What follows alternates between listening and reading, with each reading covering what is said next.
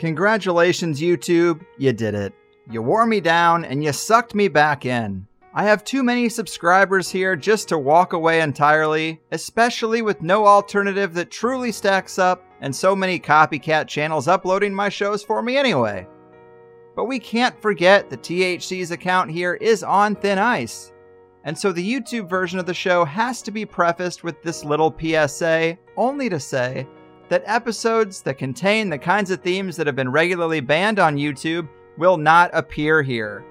And even with that precaution, there's already enough in the archive to get us removed, so remember that the Higherside chats could be banned or put in timeout again at any time. And I won't be able to tell you guys about it. So if you feel like it's been too long since you've heard from me here on this digital, dystopian, draconian, data mining monster of a police state seeking platform, your first step should be to check the HighersideChats.com for the latest shows. Alright? Alright. Enjoy. Brace yourself, because you're about to dive into another free first-hour episode of the Higherside Chats, and we just want to let you know that whether you're looking for a companion through your paranoid insomnia, entertaining yourself through one of life's mundane activities, or trying to ward off the internal screams of all those sad, smothered souls around the office, THC is here. And you should know that every episode of the Higherside Chats has an entire second hour for Plus members. Sign up at the HighersideChatsPlus.com, and you'll get years of Plus show archives, lifetime forum access, a special invite to Greg Carlwood's monthly joint sessions, MP3s of THC music, bonus episodes, tour videos, and 10% off t-shirts, grinders, and whatever else ends up in the Higherside store. It's $8 a month that you won't miss, so become a Plus member and treat yourself in these troubled times. Always action-packed and commercial-free, which means you'll unfortunately never hear my voice again.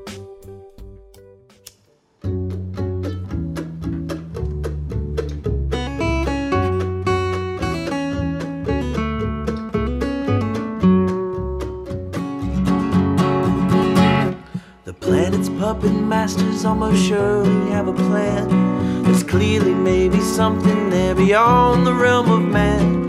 Until we've thoroughly tested every last close-chested view, find the more you think you know, the less you really do. Where would we be without THC? We know they're lying to us, just don't know to what degree.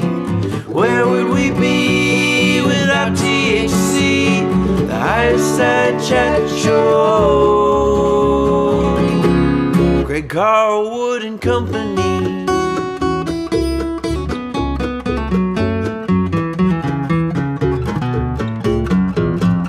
All right, Higherside Chatters, we know the political, corporate, and controller classes have never had our best interests at heart, and we live in a world awash with weaponized campaigns to keep us down. Fluoride in the water, other chemicals in the food and sky, and most recently, pulsing radiation waves throughout the so-called civilized world. And as dire and obvious as these problems might be to us enlightened few, we have to remember to have patience with our friends, family, and fellow citizens, because one of the most effective and long-standing campaigns we've been victim to is the finely tuned, systematic brainwashing by think tanks and behavioral scientists that has taken over the education system. Because if you want to control a people, start with the kids, and in a generation you've got the indoctrinated, flag-waving, authority-trusting, obedient worker class you always wanted. That has been the goal the Capstone Cabal has been working towards longer than any of us have been alive, and today's guest, Charlotte Thompson Iserbyt, knows this all too well.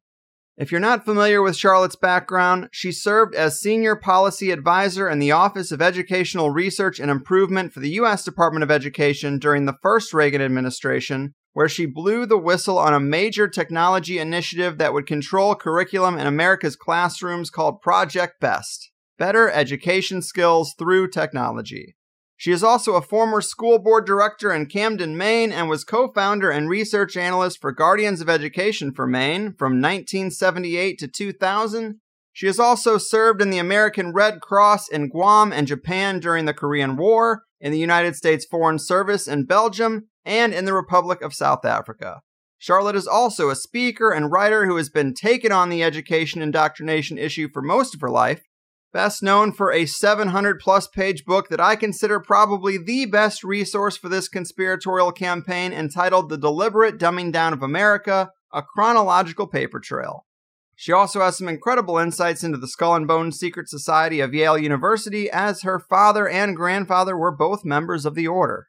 A fascinating woman who's been working on our behalf for decades, a whistleblower in the truest sense of the word, and a real education advocate. Charlotte, welcome to the Higherside. Well, thank you so much. That was a marvelous, concise record of my wanderings around since I got back after 20 years abroad with the Foreign Service, etc. I had the biggest shock in my life, right, in the 70s, when I innocently put my children in the public school system, which people still think it really is geared to education, but from 1965 on, with the Elementary and Secondary Education Act, it changed. Mm-hmm. That's when they decided that they had to put the method in which would be useful for corporate fascist communist workforce training, which is going in now across the board with charter schools and school choice. So when I got back, I really saw the beginning of it. I couldn't quite understand why our school superintendent, who was out of Harvard, right, change agent, he wanted to put in the individualized education, which is, no grades, and children all working on their own and at their own pace. And I thought that was getting rid of competition, et cetera. I really knew nothing about what I know now, that it's the Soviet system. No competition. We got a hold of later on the Soviet education plan. A farmer in Ohio happened to be looking for stuff about seeds, and he found this document on Soviet education. It was a report by American educators who were sent over in 1959 by the Commissioner of Education to the Soviet Union to study their system, right after Eisenhower had signed the first agreement between the United States and the Soviet Union on education, cultural affairs, etc. So that was a tremendous find by this farmer. And it's at my son's website, AmericanDeception.com. At the time, the American educators were still pretty good, right? And they came back and they said, well, this certainly, because you've got some of that text in my book of their report, this is total opposite of what we've been involved in for years, traditional academic education. So they really didn't like it that much. I will go on to explain how I found out, but I'm just trying to redefine education for people. And we can thank Donald Trump and Betsy DeVos, and of course, before that, all the leftists who were putting in the communist system. It wasn't just the method itself was put in 1965, the Skinner method. Performance-based, that's when they changed. Right. From what you know in your head to what you can do, how you can perform like an animal. Mm-hmm. And so when I got into the school board, one day I was complaining about things like lifeboat games. The children were pretending that they were in a ship and the ship was going down and there was only one lifeboat that took 10 people and there were 15 people. So they have to decide who's going to live and who's going to die, that kind of thing. I didn't like these programs. And most of these programs at that time I did not know, because I didn't know I was going to be in the Department of Ed later, were coming out of what would subsequently be my old office, my new office, right? So I've been out of the country 20 years. What has happened to my country? So I get a phone call, and I'm always terrified when I get a phone call, because usually I was going to get beat up. Mind you, folks, this is 1976. In Camden, Maine, right on the beautiful coast of Maine, where nobody would ever dream such things were going on, except we were about, according to a bird, if I were a seagull, I could get to Owlsboro, North Haven, etc. in probably 2 minutes. And that's where all of the insiders live. You have Rockefellers, Watson, former ambassador of the Soviet Union. You have all these corporate ties, these big business guys. They live there, multi-billionaires. Mm-hmm. And I do believe that they had a lot to do with making my little school district, Camden, and then it became a district, Camden Rockport, certainly one of the major pilots for change in education in the United States. I've often thought we were it, but I don't want to get the gold star. Thank you. But what I saw was so devastating, including the health education that had, this was at least for 11th graders, it would be first grade now, that the students should understand the 3 types of sexual intercourse, including with animals. Hear me? Yeah, that's a shocker. That is a shocker, which relates to everything we are looking at right now, including the great Dutch banker spilled the beans, remember? Yes, I did see that video. That type of thinking, that blew my mind. Yes. So at that point, I was on the school board, but I'd also formed a group called Maine Conservative Union, which was very traditional, and we had, military people, lawyers, etc., in Maine joined together. We tried to give away the Panama Canal. We were opposed to regional government, big. We were fighting that. But then when this came across my desk with the health education, we decided to disband this wonderful political group. We had Maine Conservative Union, at least to merge it. And it became Guardians of Education for Maine.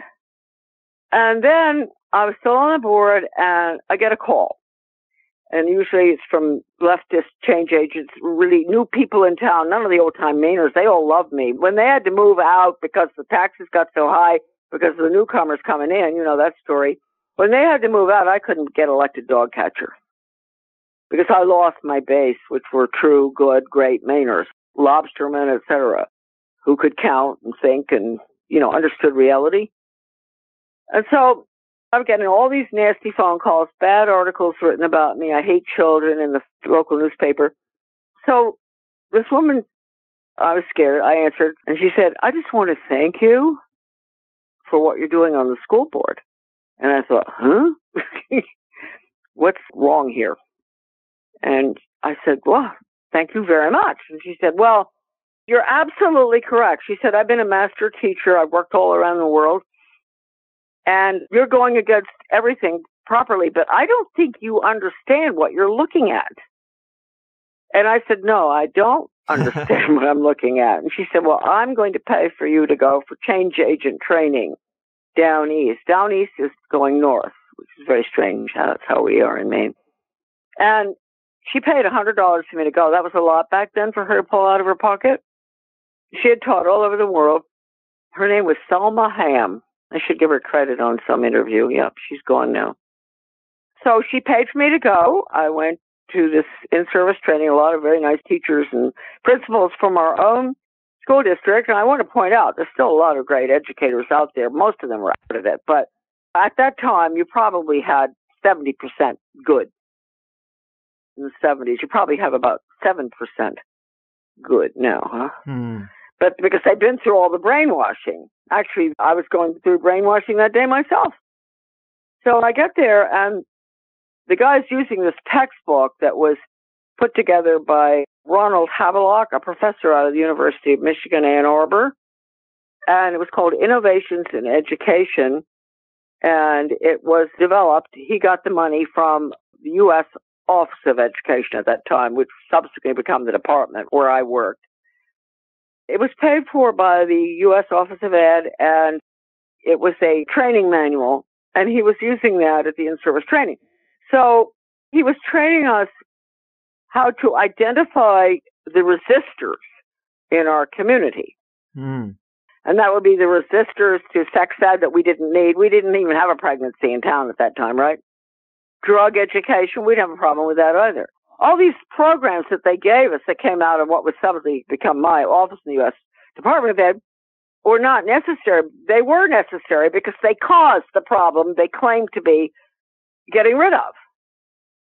And I have a direct quote on that in my book from the guidance counselors, where they said right in there that we will use death education. That was one of the big fancy ones, right? Take the kids to the cemetery, lie down on tombs and to the mortuary and all that stuff.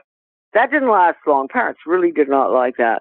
They were trying to get death ed in because that's all the different religions etc., and the funeral services. It's all globalism, right? They said right there, the guidance counselors, we will use death education to change the attitudes and values of the students towards death and dying, the same way we used sex education, used past tense, right, to change their attitudes and values towards sex and various sexual practices. How I ever got my hands on that guidance counselor's journal, I don't know, but I did. And so that tells you exactly what all these programs that had nothing to do with academics were put in there for, and that was deliberate. They created this culture that we have with our young people, banned hundreds of thousands, millions of young people who have lost their way because of the public school curriculum. When we were trained to identify the resistors, I knew that was me. I was a resistor. When I came back from the Far East, I was out there during the Korean War. I think I mentioned that with the Strategic Air Command in Guam and northern Japan. And when I came back from that assignment, I was on a freighter, Vietnam, going from Hong Kong to Marseille. It was a month I was on that freighter in third class. And so I had the opportunity to talk to refugees coming out of communist China and Vietnam. And the food was marvelous, as you can imagine, even in third class. They told me these ghastly stories about one woman that was coming out of China. She was taking her daughter to the Conservatory of Music in Paris to study piano. And she said that her grandfather was an opponent to the Mao Zedong, the regime, and that they cut his hands off. He was a pianist. Cut his hands off. He resisted.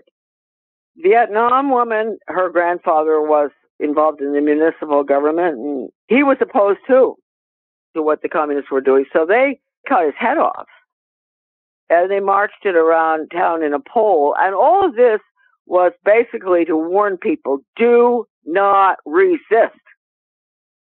So here I'm being taught in the change agent training up in Searsport, Maine, how to identify the resistors. Well, I was a resistor, so here I'm being taught to identify myself. I never got over it. We formed Guardians of Education for Maine. We stopped the horrible health education, learning about the 3 types of sexual intercourse, including with animals. We stopped that program in a third of the districts. This was in the 70s. Then I went down thinking Ronald Reagan was going to save the world. And I had got this job, which I had access to everything, past, present, future. And the past documents were very important because they were left behind stupidly by, you could say, the former president of University of Chicago or Stanford or Harvard. My position, senior policy advisor, that slot, had been filled by these very communist types in that office. You understand what I mean? Prior to me. Yeah. These were the people who had that job. These were big shots. And they left everything behind. So I had access to all these documents. Unbelievable. And then I get involved. Of course, I'm looking at what Reagan is putting in. And it's all the school choice, charter schools, vouchers, the Skinner method for the workforce training, of course, and other terrible programs that I did not approve of. The Nation at Risk was the phoniest great big bandwagon. They got everybody to think that education at that point in time was a terrible failure, and it wasn't. It wasn't that bad. It was pretty darn good. And I think Sandia Institute, they do all that research. An admiral, I can't remember his name, he wrote a report on this and pointed out that was the biggest fake report that was ever put together by T.H. Bell, who Reagan appointed as Secretary of Education. Actually, Bell was very close to my major enemy right now, whose name is Edwin Meese, who has been with the Heritage Foundation, which is also, that's the Trojan horse. We'll get into that. Right. Been with the Heritage Foundation since probably 1980, and he's still there. And he's all involved in supporting the community-oriented policing system, which I am also fighting. So I ended up in that office, and I came across this Better Education Skills Through Technology grant that was putting the development of courseware for the curriculum for every school in the nation. And I don't know that I would have done much with it, that I would have leaked it had I not come upon a page that said confidential. And I thought, I mean, look, the U.S. Department of Ed is unconstitutional in the first place. What is this confidential page? And it said right there, this federal government, right, what we can control and manipulate at the local level. Wow. And I thought, having been on a local school board, I thought, wow, they put it right there, right in my face. And it said selection of task force members, curriculum content, everything. And I thought then I was going to leak it anyway because of the technology part, which is all Skinner, operant conditioning, computer stuff. But when I saw that, I thought, okay, that's it. I got everything out of my office before I leaked it. I was given an office by a really nice gal who I always remember. She helped me start the Maine Conservative Union. And she ultimately turned. She met some conservative, whatever you want to call it. They're really Trotskyites, okay? They're Dominionists, whatever they are. She met this guy, and all of her wonderful values and everything that I knew her as when she'd visited me in Maine and helped me start the Maine Conservative Union, she got me into the Department of Ed, too. She was White House personnel. And so this is before she met this guy that she fell off the cliff and became really what I consider our enemy. She got me a little office at the White House. She worked with me on my letter to Reagan, 8-pager.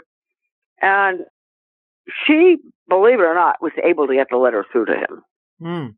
That was very difficult to do at that time, even if you had a code number. So she was very responsible for that and my getting into the department itself. Now she's high up in Heritage, and I don't even dare talk to her. Can you imagine? This is someone I had so much regard for, because Heritage is the Trojan horse, so we could talk about that later until the end of time. So I go home. I never got an answer from the president. I waited. I'm really skipping around here. 35 years. I guess I'm pretty patient.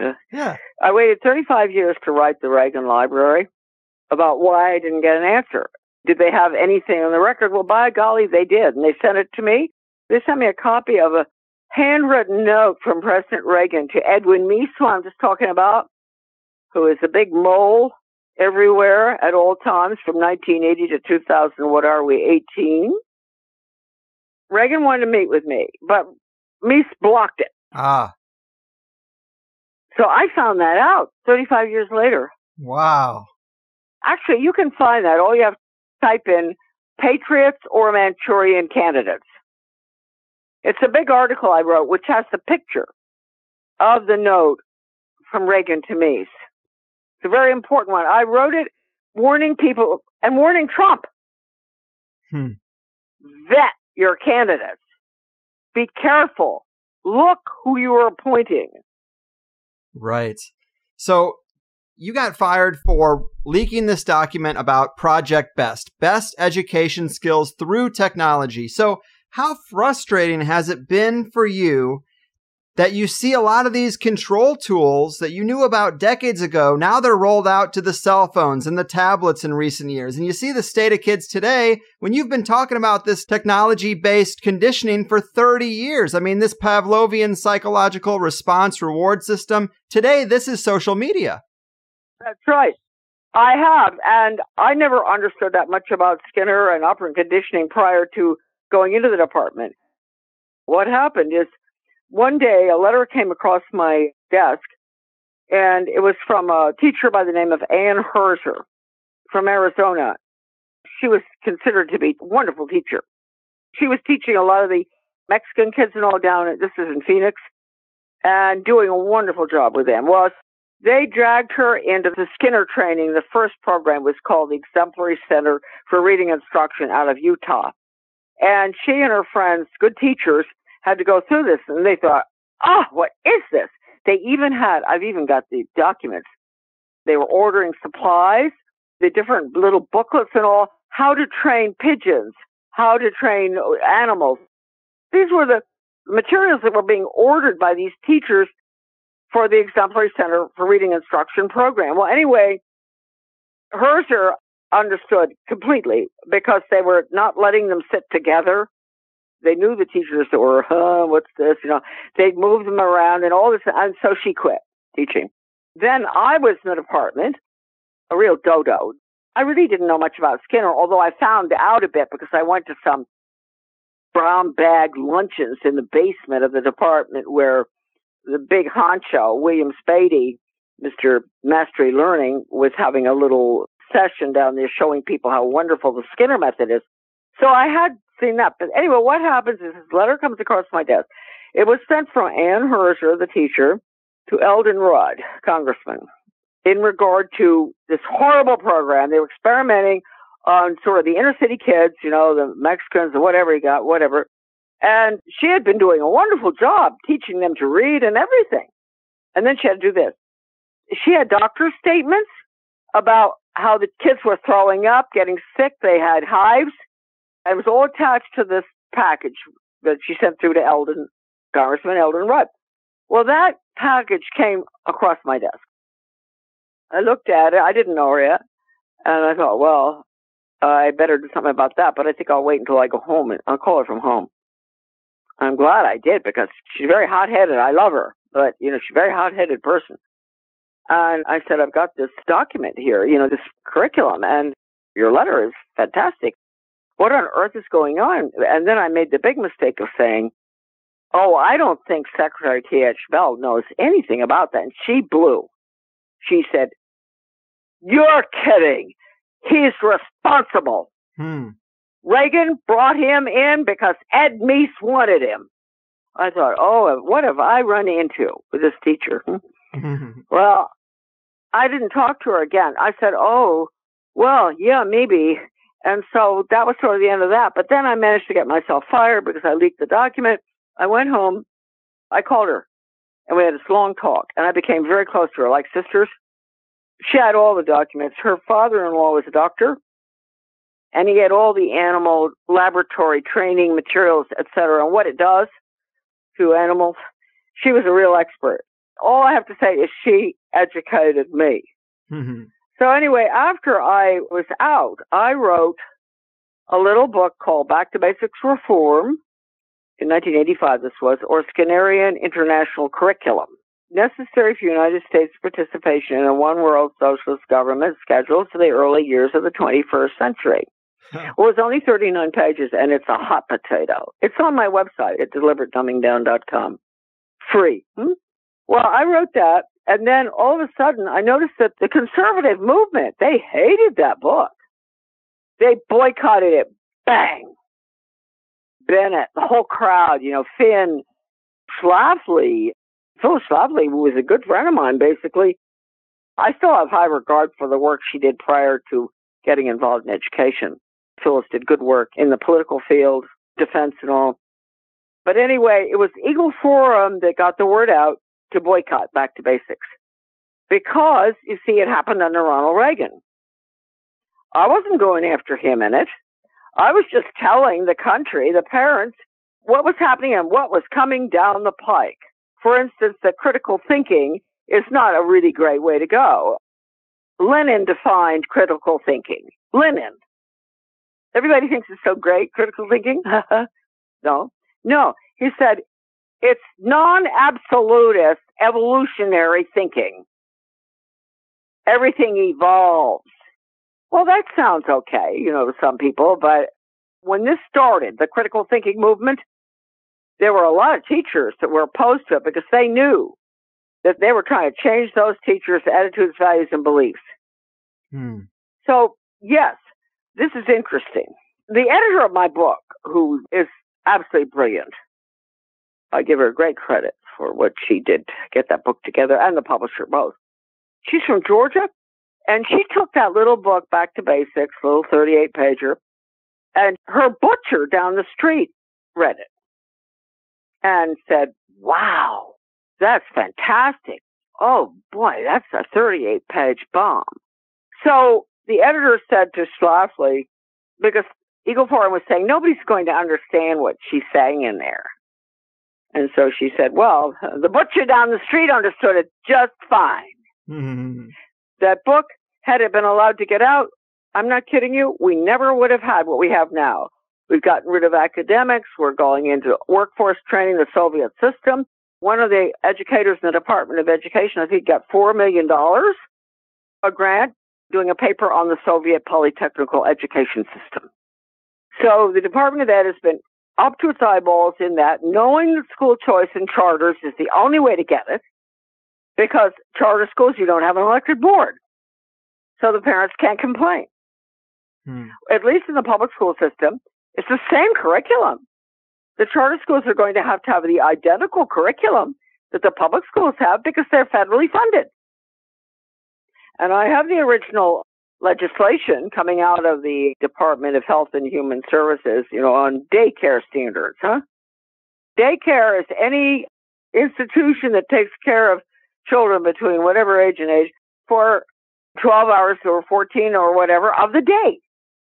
And it says that because it's federally funded, everything that goes on during that period must conform with federal requirements, or else the money is pulled. That means curriculum, which you have hanging on the walls, even what you eat. So these pathetic parents, and I don't blame them because the Heritage Foundation led them down this path, they all went up against Common Core. That was the biggest diversion our nation has ever had, and I say that unqualified. Biggest diversion that ever happened. They got the parents off on the diversion there, fight Common Core, which we've had ever since 1965 with the National Assessment. Just keeps changing, and now it has computers, right? Right. That diversion kept the parents from understanding to fight against charter schools with unelected boards. Anyway, that was my office. And from that time on, we went all the way up until the year 2000 with fantastic researchers who were doing their own research. We would all help each other. No matter what, someone got sick, the other person would take the radio interview. We didn't have all the research that we have now. It was a lot of work that had to be done back then. Great patriots, some dead now. Now we've got these newbies like Heritage and Pioneer and Heartland, you name it, all these groups that are controlled by the neoconservative Trotskyites. And their goal is Trotskyite. Maybe hard for you to believe, but that's the truth. And I have the proof. One thing that happened was when, in the mid-90s, I wrote two things. One was I wrote Phyllis Schlafly in regard to the charter schools. I said, Phyllis, be careful. You've got eagles in every state who really hate this. You've got to support them. She wouldn't. But attached to that particular letter, it's at my website. It says, Iserbyt to Schlafly. That's what it is. Attached to that letter I wrote, which was an 8-pager, explaining to her this is the loss of representative government through charter schools. It's the implementation of the Soviet polytech system. Workforce training lifelong for our children. No choice. Like Eugene Boyce in Georgia said, in communist countries, they do not train for jobs that don't exist. So it's the quota system, but whatever. That is out of Professor Eugene Boyce's mouth. Well, I was trying to tell Phyllis that this is what charter schools are all about. Well, she wouldn't listen, but attached to that letter to her, I had about 30 pages of letters from Secretary of Education Lamar Alexander, William Bennett, Chester Finn, Empower America, Larry Kudlow, all the libertarians, etc., supporting the Washington Education Association's plan for charter schools and also the lifelong community education agenda. I have all these letters with their signatures. All these people that Americans think are great, you know what you call them? Conservatives. So I knew then, I sent that to Phyllis. I sent her my letter, which explained a lot. Now, we got a hold of that document. It was one of those flukes. The editor of my book and another friend, Australian gal, brilliant researcher, they went to an Empower America meeting. This is a big conservative group, Empower America. People can look it up. I don't know if it exists anymore, but that was in the 90s. And they were late getting there. So this top change agent educator who's running the show, or whoever it was with Empower America, probably real leftist type, I don't know. He said, oh, well, sorry, you missed the first presentations. Look, don't worry about it. I'll send you the whole packet. And he did. Wow. And we've got it. We got it. We have it. We have the so-called conservatives who say they hate the NEA, they hate the public education system, etc. We have them all going on board with the NEA's plan for school choice and charters. How many people know that the NEA supports school choice and charters? So I'm trying to say, what I have gone through with these conservatives, I'm a slow learner. Once I learn, I've got it, but I'm always looking positive. But now I know that the Trojan horse in this country, that doesn't mean I like the left. I can't stand them, but I've always felt that way. Why would I have started the main conservative union in the 70s? It's the only really conservative group the state ever had. But then Heritage knocked it out, right? Because they didn't want a really conservative group in this state. And then my son gets 2 murder attempts. Last one really almost did him in. And Heritage Foundation in Maine has a luncheon. He goes there and tries to tell the truth, get people to know, because it was a complete boycott across the country about those 2 murder attempts. The last one he was really dead. So he wants to go to the luncheon and try to explain to the people what happened. Well, he starts talking. He's told to shut up and sit down. He's a Marine combat vet, first Gulf War. How do you like that? So they are really dirty. Yes. That really tells you how dirty they are. Absolutely. And it has been just such a wild ride for you, and you have a really impressive resume. And, in Deliberate Dumbing Down, in the book, you refer to this education conspiracy as a war. And to quote you, you write, "The reason Americans do not understand this war is because it has been fought in secret in the schools of our nation, targeting our children who are captive in classrooms. The wagers of this war are using very sophisticated and effective tools." Yes. And I wanted to ask you if you could maybe talk about those tools themselves that people might not be aware of. I will. I have an article. It's called Devil's Seven-Pronged Fork. It's probably my favorite. Yes. This explains it a bit. I was doing an interview like this about 25 years ago, I think, and beating up on the audience like your poor audience. We can take it. And saying, come on, folks, get on board. Don't you understand what I'm trying to say? So then it was over. And so then I thought, those poor people. I keep telling them this over and over. It was like a bolt out of the sky. It's really not their fault. Then I got sort of mad at myself and I said, well, it is their fault. I was arguing with myself. And then I realized no, because as you said, they have done this. I called it Devil's Seven-Pronged Fork, but it really is about 12 prongs now. But I'll go through the major ones. One is, of course, gradualism, frog in the cold water, right?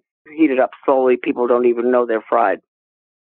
The other is semantic deception, like we were talking about critical thinking. Watch out. Or some of these basics. Basics? Oh, yeah. Reading and writing. Oh, no. That's globalism for them. The global basics, right? So you have semantic deception. You have the frog. You have semantic deception. You have the dialectic. Oh, of course, the Hegelian dialectic. You know what I'm talking about, but your listeners may not. Right. And I finally realized I had to do it easy way. After I was married, my husband, we were living in Europe, in Belgium, and I was doing the laundry, and I threw a red sweater in with his white shirts. And naturally, he was not happy. And so he said, pretty politely, he said, look, honey, I know you're busy and everything, but look, you just don't touch the laundry anymore. You don't have to do laundry for me. Well, my 2 sons were very young then. They heard that too. And they said, yeah, Mom, don't you ever dare do our laundry again. Well, that gets the audience. Lucky you. That is what you call the dialectic. Mm-hmm. Now, what if I hadn't wanted to do laundry again? Ever. Right. That's just what I'd do, wouldn't I? Mm-hmm. I'd throw a red sweater in with my husband's white shirts. Create the problem. He screams. He says, don't you ever dare do laundry again. And that is really the dialectic. You create the problem, people scream, and you impose the solution you want. Now, had I been really wanting never to do laundry again, that's exactly what I would have done, because the solution would have been I'd never have to do laundry again. Right. So the dialectic is key, and you see it every day, everywhere. I'm sure you see it. Georg Hegel, I don't talk about the German philosophers because this is too much for people to deal with. But actually, there's nothing going on in this country right now, I don't think, except maybe in the local community, right? Which isn't the Hegelian dialectic. The media is loaded with it. So that's very important. Then we go on to endless money supply, the feds, right? We go on to the controlled media. I always use the David Rockefeller quote in Baden-Baden, where he thanked the top journalists and all, TV, et cetera, paper, for keeping his world government agenda under wraps. We know that. Yeah. He said that in Baden-Baden, 1992. And then you have, of course, the Federal Reserve, plenty of money. I may have mentioned that. Then you have the Skinner method, which is dog training. It's not education. But you can't have the workforce training, the Soviet Polytech system going in without that method. Now, as I said, or maybe I didn't, Ronald Reagan signed the agreements with Gorbachev in 1985 to merge the two education systems. They were called educational, cultural, and scientific agreements, and they also dealt with planners going back and forth to the Soviet Union, municipal planning, regional government, which is communism.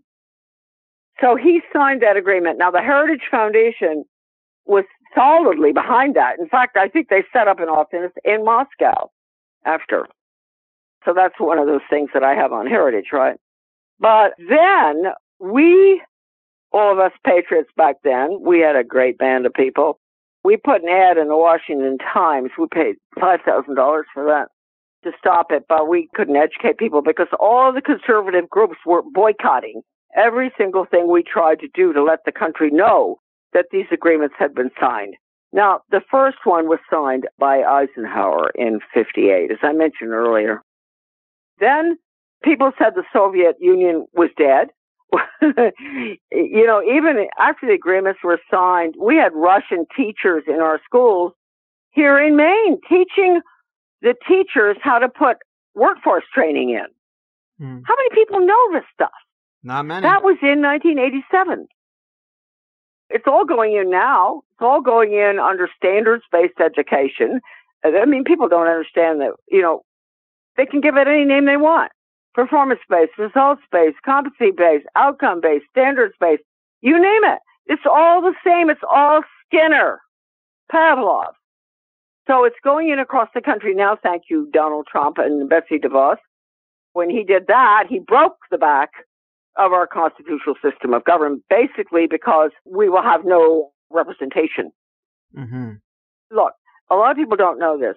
The Department of Education budget this year exceeds that of defense. Now, I'm sorry, I have to qualify this. That's at the national, state, and local level combined. Education. It is over $1 trillion. Now, the defense budget is lagging behind a little bit with $900 billion. Now, what do your children not know? Everything. All they have had happen is be brainwashed to have filthy, disgusting morals and values, have everything their parents ever taught them ripped out from them. It's not their fault. It's the fault of, well, you know what? It's the fault of the people who boycotted this information. And I'm mad. I hear you. And you mentioned workforce training. Of course, that was my experience. Felt like all I was doing was being prepared to get some shit job. Right. And now we hear this talk about cash for grades. I mean, this is it directly. Like, just pay kids for good obedience. Oh, yes. So they're ready for their cashier's job and another paycheck. You're right. I mean, Arne Duncan had the nerve under Obama to recommend paying the kids for good grades. Look, I found out I don't know why I always have to find out these things. I am a weird bird. Why? Huh? In 1981, no, I'm sorry, 2001. Yeah, I am getting older. I picked up the local paper, Brunswick, Maine, which we used to have the big naval air station here, the best in the world, really great. You don't anymore because the leftists got rid of that one. But there was an article in the paper about the community-oriented policing system. It said that the police, and remember, this is going in all over the country now, and this is what Edwin Meese supports, and this is what Charlotte Iserbyt hates. This is the East German spy on your neighbor system. It's a public-private partnership. Right. Between the either dumb people or commie leftists in a community who aren't elected, working with the police to make a nicer little environment for the little community. You usually have about 8 or 10 in a big city of these little stations for the cops program. Well, anyway, when I found out about it, it said that this new program in Brunswick, Maine, we're going to have the police are giving gold medals to citizens who do good deeds. And I thought, who determines? And then I read a little further down. And it said, the police determine what the good deed is. Ah. And I thought, yeah. And then I write this letter in opposition. I was thinking to myself, boy, I'm not going to get much of a gold medal for this one, huh? They published my letter in the paper. And I started checking it out. And I've been trying to warn people about the community-oriented policing system. I'm not the first one to do it. I'm one of the first, I guess. Lieutenant Wirtz, San Diego police detective. It's on my website, all this stuff, under cops. He wrote a wonderful article about this. And he quoted from a sociologist way back in the 70s. He's the founder of community-oriented policing system, and he's a communist. And his name is Trojanowitz, Trojanowitz. And Trojanowitz says that the new word for our existence is community. We have to get rid of the family and the old values. What you're looking at right now, this stinking mess, huh? Mm-hmm. I hope you don't mind my language. It's not really too bad, is it? No, let it fly. So then I find out from a selectman on the Brunswick City Council, who's one of us. He sends me through the papers at the board meeting where the police came in and they were all setting up this new system. Well, it was really great to have those papers. But, of course, they didn't mention Trojanowitz. It's all total quality management, which, again, is communism. And I found out about that in my job because when I was down in the department, the National Training Labs, well, actually, the reason Maine is so bad is we have the National Training Labs in Bethel, Maine, where everybody goes skiing. That was set up by OSS types way back when, and that is the group process, which is all the sensitivity training crap and everything, and they send doctors, lawyers, everybody from all over the world, teachers, of course, nurses, all over the world go there for human relations training. Well, that's sensitivity training. That's the group process. That's China. By the way, we have a very good article. It's in my book from Mary Berry, the head of the National Education Association in the 70s. She went over to China, and then she came back. We've got direct quotes from her. And she says, we're moving slowly towards the Chinese system. Another one, my Australian friend, went to a community education meeting in the 70s in Washington. Don't forget, community education and cops are connected. So that's Trojanowitz we're looking at, too. And Wirtz, who is such an honest, wonderful, great detective who outed the whole thing. But anyway, so she goes to this conference on community ed in Washington, and there are all these guys and gals there, and there's a community educator. He's from Alaska, and he's telling all the educators about the importance of community education. So one of the members of the audience says, well, what is it? And he said, it's the Chinese communist system. Okay, now I've seen it. I know it is. Mary Berry said it was, the head of the NEA. All these quotes are in my book. So we know the system is pretty bad, but There's a lot of young people listening who maybe are in their early 30s. Maybe they have young kids of their own. Are there any programs that you would advise them to look into, or any advice you would have for someone? Yes, maybe they're homeschooling or maybe they're not. But if they've got their kids in the public school system, let me tell you something. I had my daughter-in-law, my 2 grandchildren were put into a Rudolf Steiner school, New Age stuff, Waldorf. And I was upset about it, but I let them do it. I'm not going to help pay for it. Thank you. Well, it took about 5 years for her to get smart and get them out. So they're back in the public school system, the same school system where I was on the school board, right? Mm. And the kids are really happy. At least they're happy. And I haven't heard any horror stories yet, but I have the old math books from this professor whose name escapes me at the moment, at Columbia in 1932. He was considered the number 1 on math skills. And I had that series of books in the 70s, and I remember teaching, my kids were learning multiplication tables, division, all this stuff, how many quarts of Clorox do you need for a 3,000 square foot room? And, problem solving. It's 7 years of this, and he really truly was considered the number 1 professor in mathematics in the United States at the time. Well, of course, they've got a dozen eggs for 20 cents because they haven't updated. But that is a series of books. They're very expensive now. I want my son, Sam, who has the website, AmericanDeception.com. He also put up the list of all the members of the order at Yale, Skull and Bones. We often wonder if that might not have something to do with attempting to kill him twice, huh? That's not American Deception, too. All the names were their backgrounds. Nobody ever had that before. But anyway, that math program and other, I think it's called Quest of a Nation by Constanza Boyle, I think her name is. A wonderful history, American history. And then we have, there's a marvelous book written by Matt James. One of his sons is high up, went to MIT and all involved in extraordinarily high mathematical, scientific research, etc. That's one of his children. Matt James wrote a marvelous book about homeschooling. Then we have Sam Blumenfeld's Alpha Phonics. Now, Sam was a very close friend of mine. He wrote the foreword to my book. He's a great writer himself, great scholar as far as American education is concerned, Samuel Blumenfeld. And he has his wonderful reading program, Alpha Phonics. He's dead now. He died 3 years ago. Too bad. So I do get that out to people, now homeschoolers, as well as ones who have the children in school.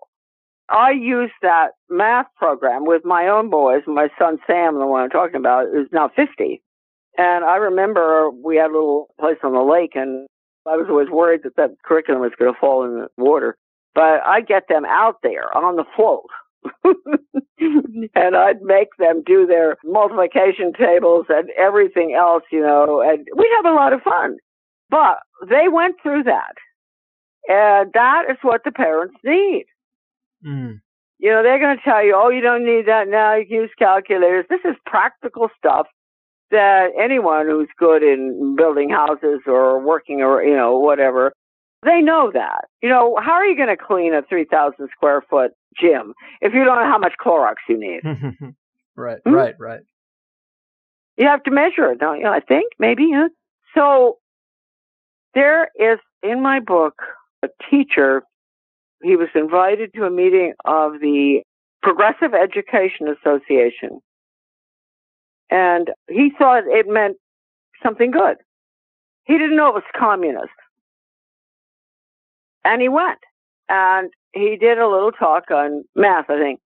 And he was called into a meeting at 2 a.m. the next morning, right after the conference, by John Dewey, the head of the CFR education part, and I think Thorndike, who used to train pigeons. And they said, oh, his name is O. Nelson. First initial is O. I don't know what that's for. Nelson. And they said they were really interested in his presentation, and they wanted to talk to him about new math curriculum. So he tells them what he thinks is important, and they say, Nelson, wake up. That's exactly what we don't want. Okay, so I was hesitant about putting that in my book because I didn't, Nelson's dead. Well, finally I found a friend of his, another teacher. I wanted to document it down in Florida. And I talked to the guy. He said, oh, yeah, that's exactly what happened. Yes, that is the true story, and you could publish it. So there you have, at the Progressive Education Association meeting in, 1940-something?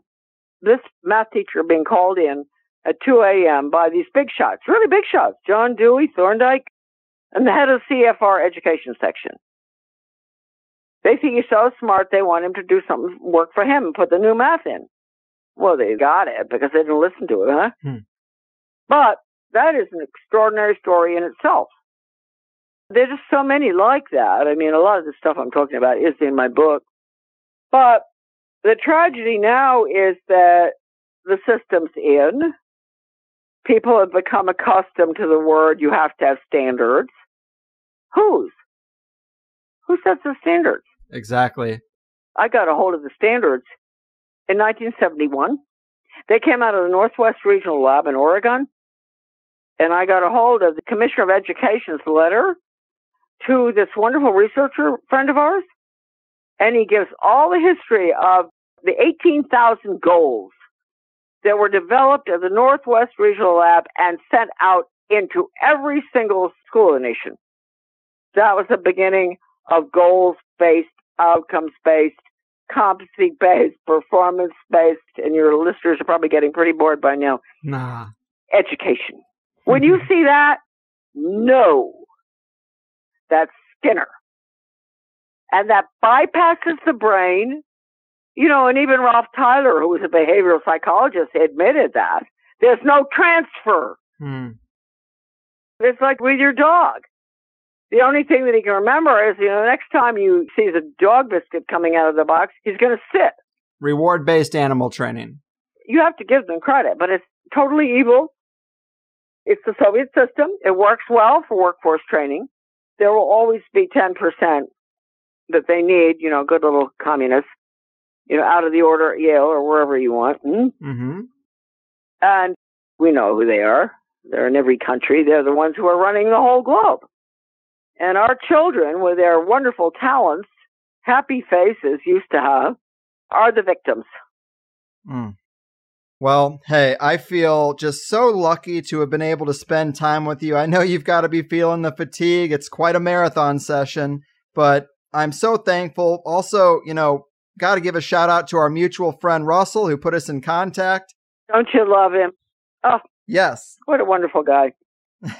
Your book is highly, highly recommended. Again, it is a free PDF online. And then, of course, your son Sam's website is AmericanDeception.com, where you can find the PDFs and scans of many, many documents people don't know exist. And he has risked his life to get that out there. So you'd be better off spending some time checking it out rather than seeing what's on Netflix this evening. Yeah. Well, I was going to say, actually, it's really a James Bond episode. His website. It really is. It's fascinating. It's better than any film on Netflix. Full of espionage and intrigue, no doubt. A lot of intrigue. Good stuff. Now, look, you stay in touch. I hope you will. And I've really enjoyed talking to you. It's been fun doing it this way. I like it. Oh, listen, let me ask you something. How are things in California with the fires? Bad, huh?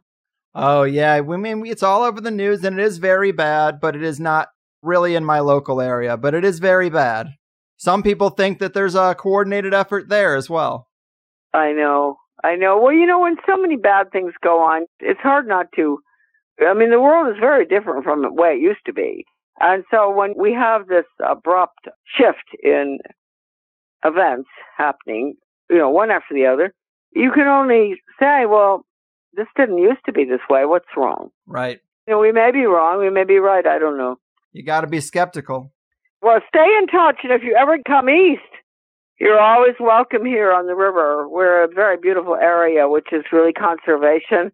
There are only 4 places in the world that are like this. One is, interesting enough, Sacramento, where the rivers meet. And then you've got the Tigris and the Euphrates, the Amazon, and here. Wow. That would be amazing. So hopefully I can accept that invitation sometime and make good on that. It would be a real pleasure to meet you in the flesh.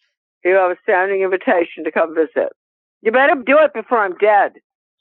I'm going to try. Hopefully I got a while.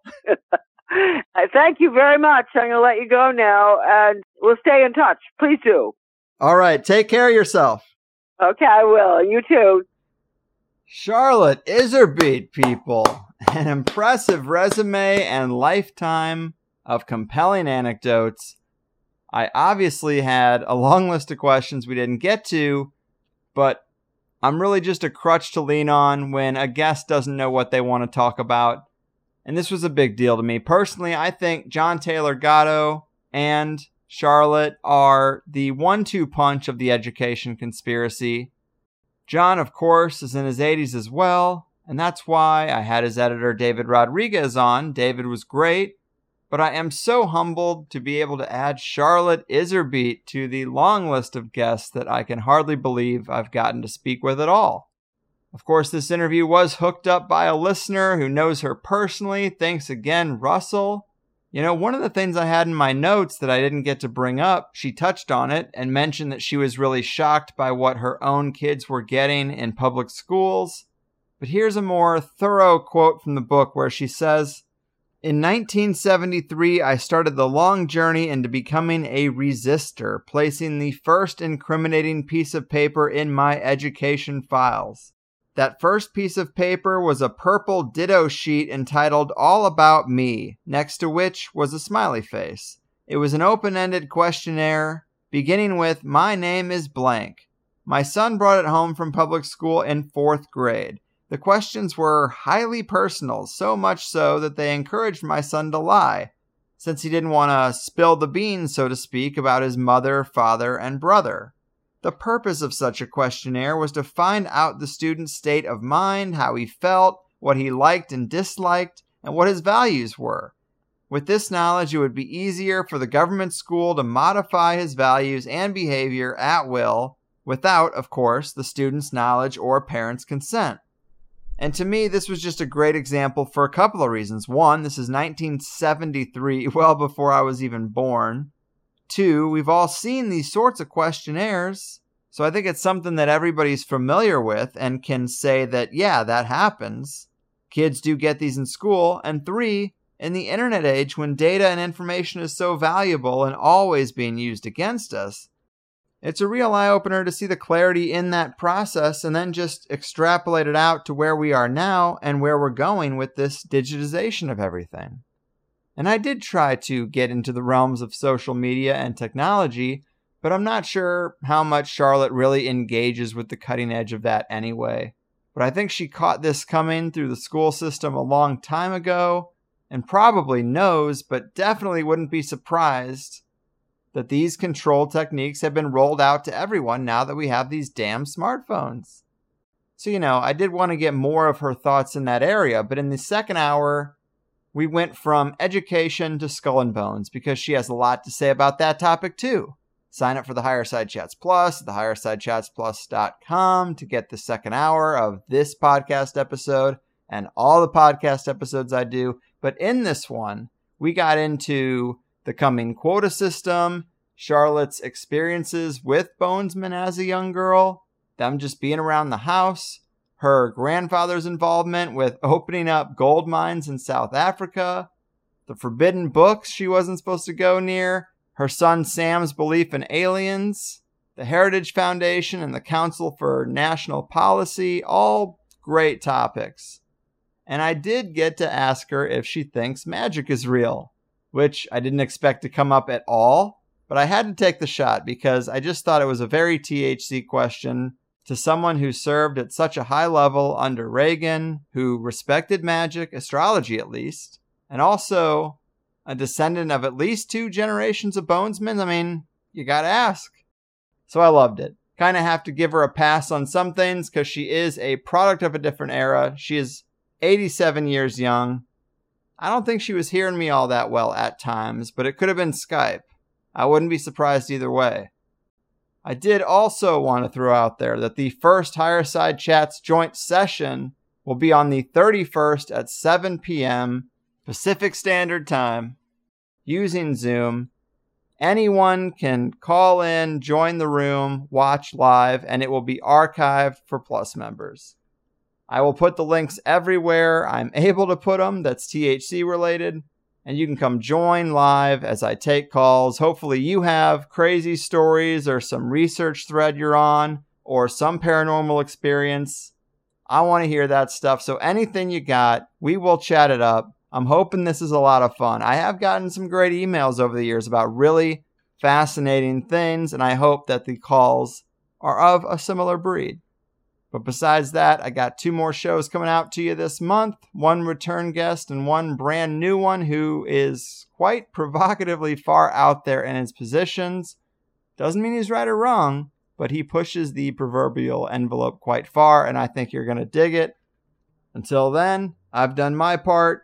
Your move, education crafters, Skinner method sleazeballs, and Pavlovian people trainers. Your fucking move. Have a drink and a smoke. Listen to the cast. We shine a shiny spotlight. Put criminals on blast. The pinstripe men of mourning and families of finance. DuPont, Windsor, and Rothschild. The kids don't stand a chance. The kids don't stand a chance. I said the kids don't stand a chance. We're looking for the answers to questions never asked. So we come to the Carlwood for the Higherside chats. The pinstripe men of mourning and families of finance. DuPont, Windsor, and Rothschild. The kids don't stand a chance. The kids don't stand a chance. I said the kids don't stand a chance.